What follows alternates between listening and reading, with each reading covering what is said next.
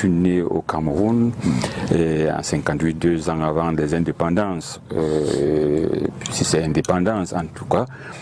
Et j'ai fréquenté au Cameroun. Dans le village, nous sommes des indigènes. On a fréquenté.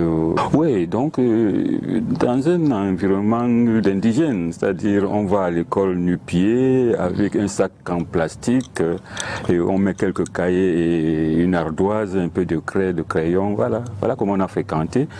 Bon, on a eu la chance d'avoir des beaux-frères qui nous ont amenés à l'est du Cameroun où on est entré au lycée et puis on a continué.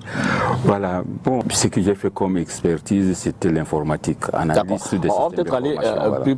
Alors, mais ce qui me fait rêver mon instinct politique, c'était en 1975. Okay. J'étais en classe de 5e, je viens en vacances au village. Alors, quand j'arrive en vacances et je trouve ma mère, dès que je m'installe, elle vient avec une carte du parti.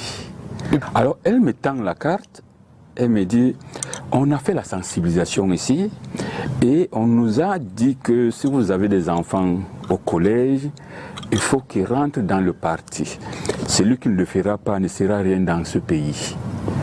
Alors j'ai pris cette carte tout de suite, je l'ai déchirée et je l'ai brûlée. Et j'ai dit, moi je serai quelqu'un ici sans être dans ce parti-là. Voilà un peu ce qui a attisé.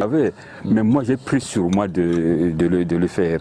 Et j'ai dit que moi je ferai donc de la politique, quel que soit l'angle je vais prendre. Parce que vous voulez... On ne parlait pas à haute voix.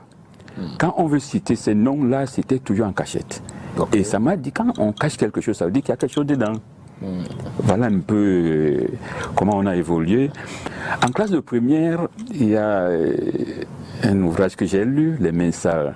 Oui, bien sûr. Alors là, Les Mains Sales m'ont demandé de m'engager en politique. Et ça m'a marqué.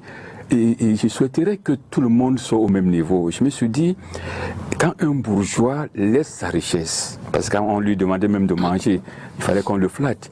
Une cuillère pour toi, il mange. Une cuillère pour le mendiant qui est en route, une cuillère pour celui qui n'a pas. On le flattait, mais il s'est